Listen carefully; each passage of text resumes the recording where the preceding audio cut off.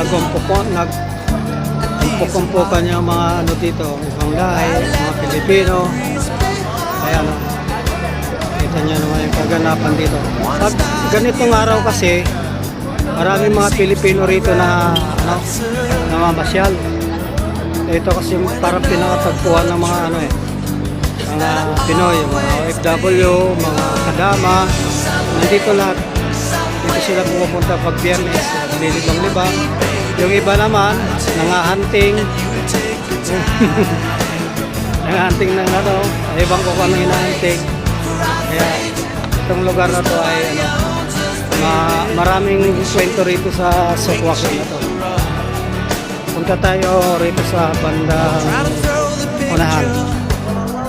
Ayan, nakikita niyo ang Kabayan Supermarket na yan. Yan naman ang bilihan ng mga pagkain Pinoy. Diyan sa loob, marami kang mabibiling pagkain dyan. Tingnan niyo rito, ang daming mga Pinoy na ayan, karamihan halos mga Pilipino na nandito. Kumpukan. Ayan, kaya dito, yung mga gustong maglibang, dito lang pumupunta sa Sokwakin. Okay mga boss.